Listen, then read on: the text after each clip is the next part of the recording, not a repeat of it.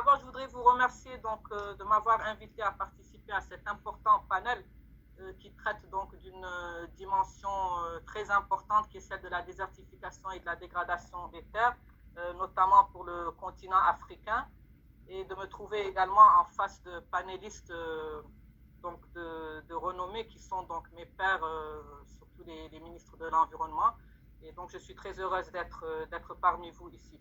Alors, moi, je vais un peu vous parler de l'expérience de mon pays, la Mauritanie, en matière donc, de gestion de cette pandémie du Covid-19 et également donc, des stratégies qui ont été mises en place pour cette gestion, mais également de la stratégie post-Covid à court et moyen terme. Comme partout dans le monde, nous, on a considéré que c'était une crise multidimensionnelle, la pandémie du Covid. C'est une crise qui est à la fois sanitaire avant tout, mais qui a eu des impacts très, très importants sur l'économie et sur aussi la dimension sociale. Pour la question environnementale, elle n'était peut-être pas très visible à ce stade-là et j'y reviendrai tout à l'heure. Cette crise, elle a montré une extrême vulnérabilité de mon pays, des pays africains également et de beaucoup d'autres pays. Vulnérabilité, bien sûr, qui s'exprime à des degrés divers en fonction des pays. D'abord, c'est la vulnérabilité des systèmes sanitaires, aussi bien quand on parle des infrastructures sanitaires, mais également des équipements, des produits qui ont parfois manqué, et également des capacités, avec des besoins de formation donc à terme sur lesquels il va falloir agir. Donc, on a pu tirer un certain nombre d'enseignements par rapport à ça. La vulnérabilité, elle s'exprimait également au niveau des systèmes de protection sociale, qu'il va également falloir renforcer. Des chaînes d'approvisionnement à moindre mesure, je dirais, mais nous restons donc un pays avec une dépendance alimentaire qui est forte, mais également une dépendance par rapport aux produits pharmaceutiques vis-à-vis des marchés extérieurs. Et donc, même si l'impact n'a pas été assez grand du fait des mesures que nous avons prises rapidement, nous disons quand même que notre système est vulnérable et il va falloir travailler là-dessus. Il y a également eu l'impact du secteur informel. Nous sommes une économie à prédominance informelle. Pratiquement 80% donc, du secteur, c'est de l'informel. Et là, il y a eu un impact vraiment très, très important qui s'est traduit par des pertes de revenus. Il y a eu également des pertes d'emplois. Donc, ce sont vraiment là des éléments sur lesquels il va falloir travailler. Et il y a également eu, on s'est rendu compte aussi de la faiblesse, bien entendu, de notre système, de notre tissu industriel. Un dernier élément, ce sont aussi des attitudes socio-culturelles auxquelles on ne pense pas toujours et qui se manifestent aussi dans ce genre de cas par rapport aux habitudes donc socio-culturelles des populations. Nous, en Mauritanie, par exemple, nous sommes une population, on a l'habitude de se rassembler, de faire des visites aux parents, aux amis. Donc, il y a eu un temps d'adaptation justement pour que les gens comprennent que ce type d'attitude ne devait plus avoir lieu dans le contexte du Covid-19. Alors, les enseignements qu'on a tirés par rapport à cette gestion de la crise, d'abord, je dois dire que la crise a montré la volonté politique, le leadership politique qui sont des éléments indispensables pour pouvoir gérer de manière efficace cette crise. L'anticipation était également un élément très important, de pouvoir anticiper par rapport aux enseignements qu'on a pu tirer aussi des pays qui ont commencé à mettre en œuvre un certain nombre de mesures avant que la pandémie ne se manifeste réellement au niveau de notre pays. Et un autre élément qui est très important, c'est l'action collective. J'en parlerai aussi, qui est un élément très, très important. Donc, parmi les enseignements, je dirais qu'on doit tirer, c'est d'abord la capacité d'organisation et de coordination des pouvoirs publics dans la gestion de la crise qui a été fondamentale. Et je dirais que la politique post-Covid, donc qui viendra après, va exiger la mise en place d'une approche globale, holistique au niveau du gouvernement. On a également vu la capacité des différents secteurs impliqués à travailler ensemble dans le quotidien, dans le cadre d'une approche intégrée qui a impliqué à la fois les ministères de la Santé, de la Sécurité, du Transport, de l'Économie, des Finances, le ministère du Commerce et les ministères de l'Action sociale, qui ont vraiment travaillé main dans la main dans le cadre vraiment d'une approche globale qui a été pilotée donc, par le Premier ministre au travers donc, d'un comité interministériel de gestion de la crise qui a été mis en place. Il y a également la mise en place d'un fonds de solidarité Covid-19 qui est un fonds très important auquel ont contribué que ce soit les privés, les citoyens, les départements gouvernementaux, les partenaires au développement et qui ont permis de mettre en place très rapidement des mesures de protection sociale, notamment la distribution de kits alimentaires, la prise en charge des frais liés à l'eau, à l'électricité pour les populations vulnérables, des transferts monétaires également, et aussi bien entendu l'achat de matériel et d'équipements sanitaires dont on avait besoin. On a également vu une multiplication des initiatives citoyennes et vraiment de la solidarité, ce qui montre que les citoyens peuvent s'unir face à un danger qui les concerne tous. Le gouvernement a également instauré une stratégie de communication pour informer au jour le jour la population et aussi des mesures que nous avons adoptées. Un élément qui est aussi important, ça a été l'implication des jeunes dans la sensibilisation communautaire à côté du ministère de la Santé. Mais la crise a également montré la capacité de collaboration et d'entraide entre les pays frontaliers. Et ça, c'est un élément qui est très important parce que ça nous a permis de maintenir les chaînes de provision, les chaînes d'approvisionnement alimentaire et de pouvoir aussi collaborer au niveau des contrôles, au niveau des frontières pour assurer le retour des populations dans leur pays, dans le pays respectif. Alors maintenant, je vais en venir à la dimension environnementale. Qu'est-ce qu'on peut dire de cette dimension environnementale dans le contexte de cette crise? Bien sûr, quelqu'un l'a soulevé avant moi, il y a eu un impact positif des mesures de confinement par rapport à l'environnement, où on a limité les déplacements, il y a eu le télétravail, donc qui a donné un impact positif qui a permis de réduire la pollution dans la plupart des pays et de réduire également les émissions de gaz à effet de serre.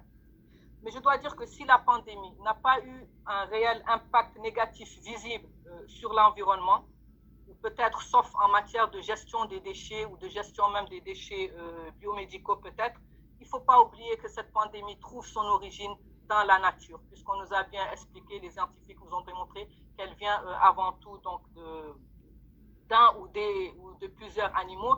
Et cette pandémie a bien entendu mis en évidence la persistance des pratiques de braconnage et du trafic d'espèces sauvages qui sont un élément important.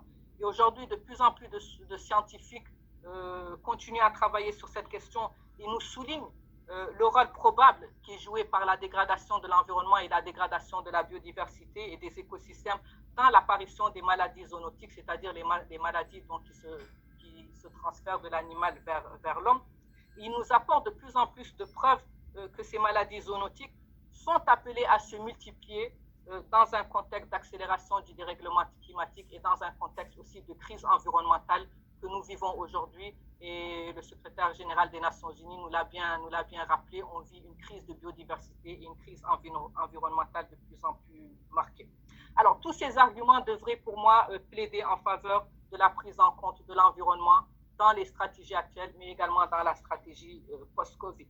Mais le problème qui se pose à nous, c'est que tout ceci ne parle pas vraiment aux économistes, ne parle peut-être pas vraiment aux décideurs économiques, à ceux qui décident des finances et qui font l'arbitrage financier, parce qu'en fait, on manque de connaissances réellement sur l'état de l'environnement, mais également on manque de connaissances suffisantes sur la valeur socio-économique des services qui sont rendus par les écosystèmes. Et je crois qu'on doit travailler beaucoup plus là-dessus parce que c'est à partir de ces données qu'on pourra peut-être, je dirais, rediriger les décisions politiques pour prendre un peu plus en compte la question environnementale. Par exemple, les coûts de la dégradation dans de nombreux pays ne sont pas évalués de façon très claire. Alors, quelle stratégie post-Covid?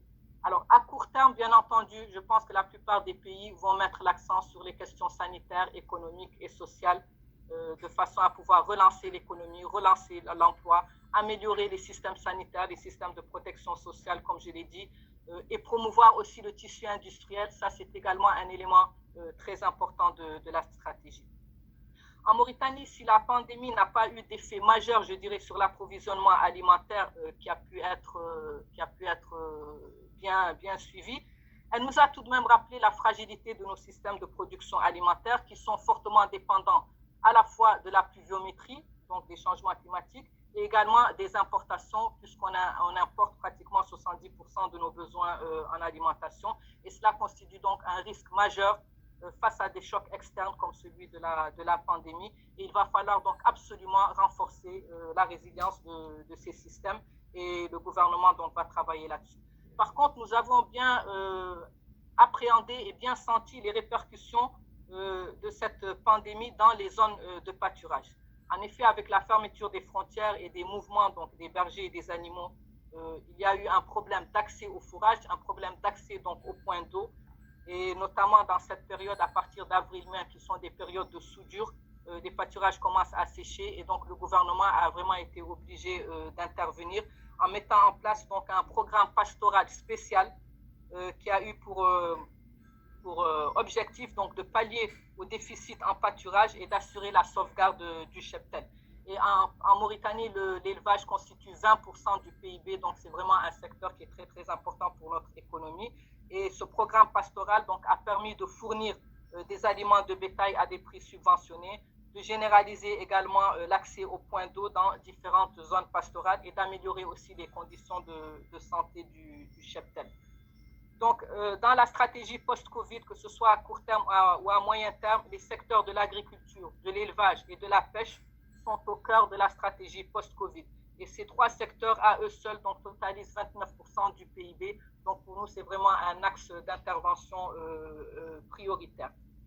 En matière d'environnement, alors, d'ores et déjà, nous, la question environnementale, elle est déjà bien intégrée dans la stratégie de développement du gouvernement et également dans la stratégie nationale pour l'environnement et le développement durable qui intègre l'ensemble des ODD et qui intègre également les objectifs de l'accord de Paris.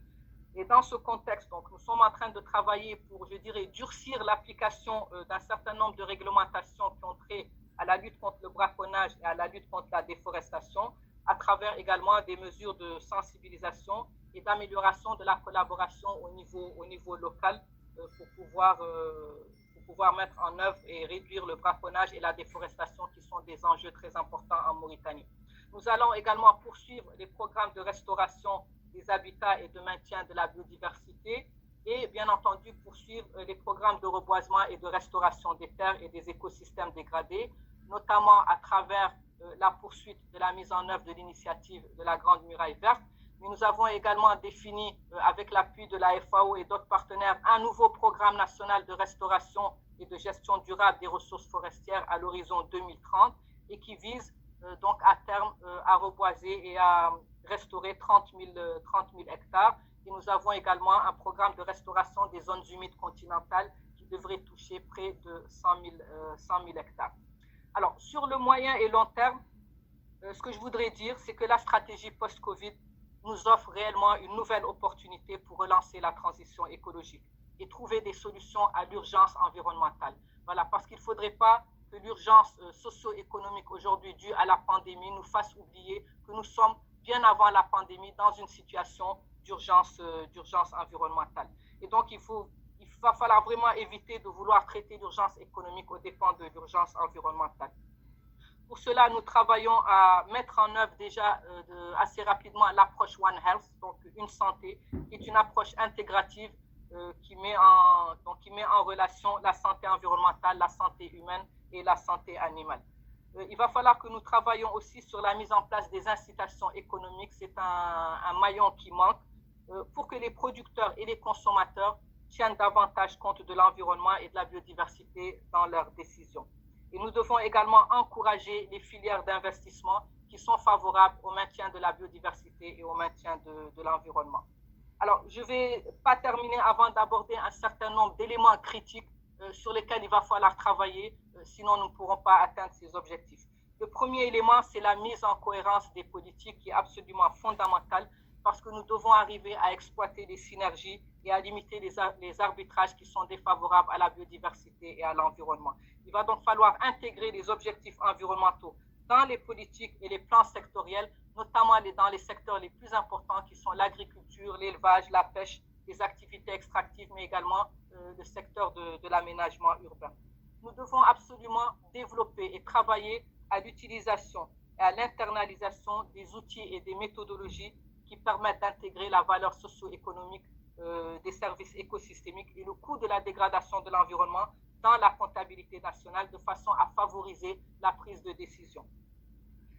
La question du financement est également un élément très important. Il est fondamental, bien entendu, d'accroître le financement pour l'environnement, aussi bien ceux qui proviennent des sources publiques que des sources privées. mais il va falloir également travailler à améliorer l'efficience des investissements. Et ceci peut se faire à travers, comme je le disais, une meilleure cohérence entre les différentes politiques afin de mutualiser l'ensemble des efforts. La question des données. Aujourd'hui, nous sommes confrontés en Afrique à une faiblesse en matière de données environnementales. Il nous est donc difficile de tracer réellement des politiques environnementales si nous n'avons pas suffisamment de données, et aussi de pouvoir travailler avec les départements de l'économie et des finances pour qu'on puisse réellement leur expliquer un peu cette valeur économique. Bien entendu, les axes sensibilisation, participation au niveau local sont des axes qui sont fondamentaux. Et également l'innovation. C'est l'occasion ou jamais dans les stratégies post-Covid de remettre l'innovation au cœur des politiques et d'améliorer les investissements des pays donc, en matière d'innovation. Voilà, mon dernier message dans ce contexte donc, de relance post-Covid. Nous craignons bien entendu que les efforts internationaux et également nationaux se concentrent sur les moyens de faire face à la récession économique et au renforcement des systèmes sanitaires et à la prise en charge des inégalités sociales qui se sont creusées durant la pandémie. Nous avons d'ailleurs déjà constaté que certains financements extérieurs qui étaient disponibles bien avant la crise ont été pour une bonne partie redéployés vers des mesures sanitaires, économiques et sociales aux dépens des mesures environnementales. Ce que nous comprenons tout à fait vu l'urgence de la situation. Mais je le répète, l'environnement ne doit pas être le parent pauvre des stratégies post-Covid qui doivent être pensées à moyen et long terme dans une optique de durabilité.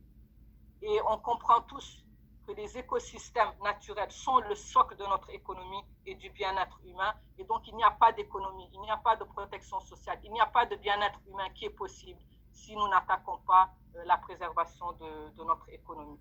Nous savons que l'économie africaine en particulier est entièrement basée sur l'exploitation de ses ressources naturelles.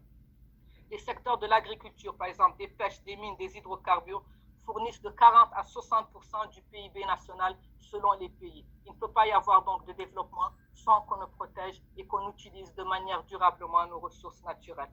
Alors, je finirai par dire que nous devons tous ensemble plaider pour plus de synergie et d'intégration au niveau global aussi.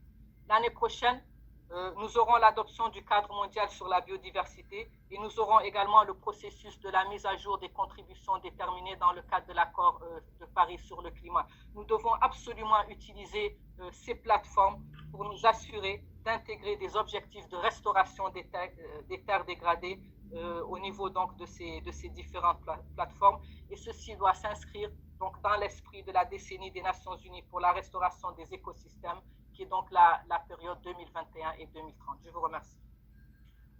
Merci beaucoup, madame, pour votre intervention qui est très claire. Nous